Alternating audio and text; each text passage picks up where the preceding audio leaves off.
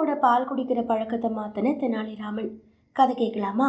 ஒரு நாள் அரச கிருஷ்ணதேவராயர் தன்னுடைய அரண்மனையில இருந்தப்போ அவரோட செல்ல பூனை ஒன்று திடீர்னு உள்ள நுழைஞ்சு விலை உயர்ந்த பால் கிண்ணத்துல வாய வச்சு பாலை குடிக்க தொடங்கிடுச்சு. இதை பார்த்த அரசருக்கு பயங்கர கோபம். நம்முடைய அரண்மனையில பூனை பால் குடிக்கும் பழக்கத்தை உடனடியாக நிறுத்தணும், இதுக்கு யாராவது ஒரு வழி சொல்லுங்களேன் அப்படின்னு அமைச்சர்களை பார்த்து கோபமா கேட்டாரு.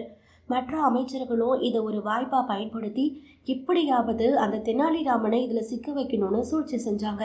உடனடியா ஒரு அமைச்சர் சொன்னாரு, தெனாலிராமன் புத்திசாலி இல்லையா அரசே, அதனால அவர் கண்டிப்பா இதை செஞ்சு முடிப்பாரு. அவரால் முடியாதது எதுவுமே இல்லை. பூனையோட பால் பழக்கத்தை நிச்சயமா அவரால் மாற்ற முடியும்னு சொல்லிட்டாரு. தெனாலிராமனும் உடனடியா இந்த சவாலை ஏத்துக்கிட்டாரு. அரசி, நாளைக்குள்ள இந்த பூனை பாலை குடிக்கிற பழக்கத்தை அப்படியே மறந்துடும். இதுக்கு நான் ஒரு நிரந்தர தீர்வோட வரேன் அப்படின்னு சொல்லிட்டு போயிட்டாரு. அடுத்த நாள் தெனாலிராமன் ஒரு பாத்திரத்துல பாலை காய்ச்சி அதை கொதிக்கும் போதே ஒரு கிண்ணத்துல ஊத்தினாரு. அதை எடுத்துட்டு வந்து அந்த அரண்மனையின் நடுவுல வச்சு அந்த பூனையை கூப்பிட்டாரு. பூனை வழக்கம் போல பாலை குடிக்க ஆசையோட அந்த கிண்ணத்தை நெருங்கி வந்துச்சு. ஆனா அதுதான் கொதிக்கிற பாலாச்சு.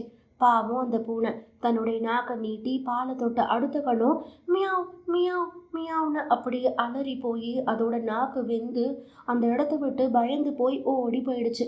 உடனே அரசர் குழப்பத்தோட, என்ன இது ராமா, பூனை பயந்து ஓடிடுச்சு, ஆனா இது எப்படி நிரந்தர தீர்வாகும் அப்படின்னு கேட்டாரு. தெனாலிராம, அரசு, இப்போதுல இருந்து இந்த பூனை பாத்திரம் அல்லது கிண்ணத்துல பால் இருக்கிறத பார்த்தா அதை பார்த்து பயந்து அதை நெருங்கவே பயப்படும். சூடான பால் அதோட நாக்கை புண்ணாக்கிடுச்சு. அதனால பாத்திரம் சூடா இருக்கும் என்ற எண்ணம் தான் அதுக்கு எப்பவுமே இருக்கும். அதனால அந்த பூனைக்கு இது ஒரு மோசமான அனுபவம். அந்த பூனையோட பால் மீதான ஆசை மட்டும் இல்லை, அதோட பழக்கமும் இப்போ முற்றிலுமா மாறிடுச்சு அப்படின்னு சொன்னாரு.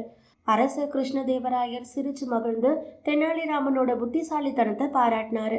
மற்ற அமைச்சர்கள் வெட்கி தலை குனிஞ்சாங்க. ஆனா அந்த பூனை தான் பாவம்.